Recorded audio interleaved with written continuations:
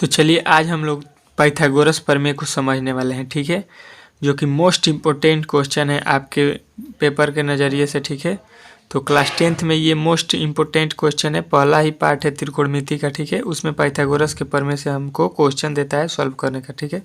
तो देखिए सबसे पहले उसमें क्या होता है, एक यहाँ पे समकोण त्रिभुज बनता है यहाँ पे इस तरह से, इसी के आधार पर पाइथागोरस प्रमेय जो है बना है, ठीक है। मान लीजिए हम लोग इसको मान लेते हैं ए बी सी, ठीक है। तो देखिए जो यहाँ पे ये तिरछा वाला भाग है, इसको हम लोग हिंदी में बोलते हैं क्या, कर्ण, ठीक है। इसको बोलते हैं कर्ण, इसको बोलते हैं जो सीधी खड़ी पाई है इसको बोलते हैं हम लोग लंब, ठीक है। और नीचे जो है ये नीचे, इसको हम लोग बोलते हैं आधार, ठीक है। अच्छे से समझिए, एकदम एक ही वीडियो में आपको मैं क्लियर कर दूंगा, ठीक है। कर्ण, लंब, आधार, ये तीनों सिचुएशन होते हैं इसमें, ठीक है। अब इससे फार्मूला क्या निकलता है कि होता है आपका कर्ण स्क्वायर, कर्ण का स्क्वायर बराबर हो जाता है क्या, लंब का स्क्वायर प्लस में आधार का स्क्वायर, ठीक है। इसका जो है स्क्वायर करेंगे तो ये दोनों के स्क्वायर के बराबर आता है ये, ठीक है। इस प्रकार इसका जो है फार्मूला बना है, ठीक है। ये आप लोगों को याद रखना है, ठीक है। यहाँ से अगर हम लोग केवल कोण का निकालेंगे कोण, तो कोण का वैल्यू जो स्क्वायर है ये इधर आके रूट में चला जाता है, ठीक है। तो इधर लिख लेते हैं लंब का स्क्वायर प्लस आधार का स्क्वायर, ठीक है।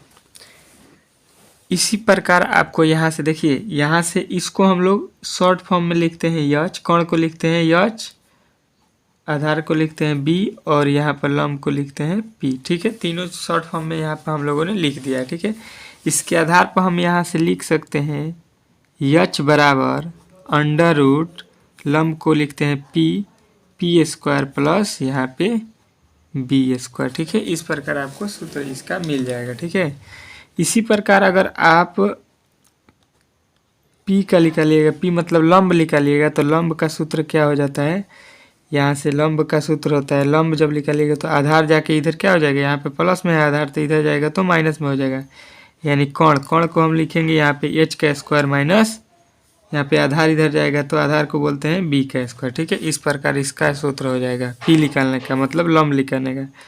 उसी प्रकार आधार बी निकालने का क्या हो जाएगा, बी का सूत्र under root h square minus p square, ठीक है। ये आपके फार्मूले थे। अब इस पे एक आपको क्वेश्चन दे दिया जाता है, ठीक है। एक क्वेश्चन इस पे आपको मान लीजिए हम देते हैं यहाँ पे, ठीक है। इसी प्रकार का एक क्वेश्चन आपको यहाँ पे हम दे देते हैं, ठीक है। देखिए जैसे मान लीजिए यहाँ पे एक समकोण त्रिभुज है, ठीक है। यहाँ से देखिए अच्छे तरीके से समझे हैं तो आपको मान लीजिए ये ए है, बी है, सी है, यहाँ पे कोण कितना का है, 90 डिग्री का है। यहाँ पे आपसे बोल दिया है कि यहाँ पे 5 है और यहाँ पे 3 है, ठीक है। तो इसका वैल्यू निकालना है, ठीक है। ये किसका वैल्यू निकालना है आपसे पूछा है यहाँ पे आधार, आधार का वैल्यू आप निकालिए, आधार, ठीक है। आधार का वैल्यू निकाल के बताइए, ठीक है। तो आधार का वैल्यू जब हम लोग निकालना चाहेंगे तो क्या हो जाएगा, यहाँ से हमने पहले ही पढ़ लिया है, आधार का सूत्र क्या होता है, आधार बराबर क्या होता है, आधार को लिखते हैं बी बराबर क्या होता है, आप देखिए यहाँ पे सूत्र में क्या लिखे हैं, बी बराबर under root h square minus p square. तो यहाँ से लिख लीजिएगा under root h square minus p square. देखिए यहाँ पे मैं लिख देता हूँ, इसको बोलते हैं यच मतलब कोण, इसको बोलते हैं लंब, इसको बोलते हैं आधार बी, ठीक है। तीनों को हमने यहाँ पे लिख दिया आपके लिए, ठीक है। अब यहाँ से देखिए सीधा जब यहाँ से निकालिएगा बी का वैल्यू, तो बी का वैल्यू क्या हो जाएगा, बी बराबर अंडर रूट, यहाँ से देखिए यहाँ से हो जाएगा आपका कोण कितना है 5, तो यहाँ पे कोण का वैल्यू 5 का स्क्वायर करेंगे तो यहाँ पे 5 का स्क्वायर माइनस यहाँ पर पी का वैल्यू 3 का स्क्वायर, तो यहाँ से कितना आ जाएगा, 5 का स्क्वायर 25, 3 का स्क्वायर 9, यानी कि कितना आ गया आपका, घट जाएगा तो 16, 16 का क्या होता है वर्गमूल 4, यानी उसका आधार कितना आ जाएगा 4। इस प्रकार इस क्वेश्चन को हम लोग बनाते हैं। ठीक है, इसी का जो है रूल नियम दिया गया है, इसी सब क्वेश्चन को पाइथागोरस का प्रमेय। ठीक है, चलिए एक इसमें से और क्वेश्चन आपको मैं बताता हूँ। ठीक है, एक और क्वेश्चन आपको मैं देता हूँ। ठीक है, थोड़ा सा इससे हट के। ठीक है, यहाँ से देखिए आपका एक क्वेश्चन यहाँ पे होता है,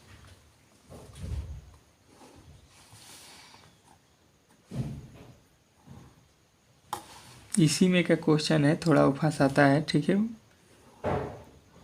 चलिए देखिए इस क्वेश्चन को जब अब हमको सॉल्व करना है, मान लीजिए यहाँ पर 90 डिग्री है। ठीक है, 90 डिग्री है, यहाँ पर मान लेते हैं ए बी सी। ठीक है, तो यहाँ से आपको अब बोलता है, मान लीजिए यहाँ पे आपको दे दिया, यहाँ पर दे दिया 10 और यहाँ पर दे दिया आपका 6, इसका मालूम नहीं है। इसमें कह रहा है आपका कि यहाँ से थीटा का वैल्यू निकालिए, किस थीटा का, साइन थीटा का। ठीक है, आपसे इसमें क्वेश्चन कह रहे हैं, क्वेश्चन में आपको दिया है कि साइन थीटा का वैल्यू निकालिए। तो साइन थीटा का वैल्यू क्या होता है, साइन थीटा बराबर आपका वैल्यू होता है P/H।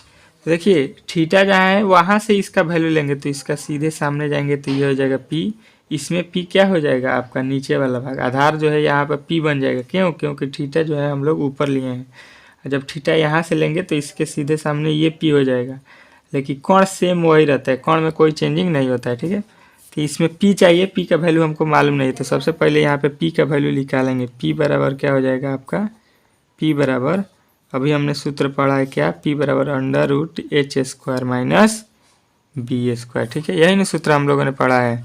तो यहाँ से हम लोग क्या करेंगे, आपका यहाँ से निकाल देंगे H का वैल्यू 10 का स्क्वायर माइनस B का वैल्यू आपका सामने कितना दिया है, 6 का स्क्वायर, ये P है। ठीक है, क्यों P है, क्योंकि यहाँ से हम लोगों ने थीटा बनाया है। ठीक है, यहाँ से देखिए अब क्या हो जाएगा, 10 का स्क्वायर 100, यहाँ पे 6 का स्क्वायर 36।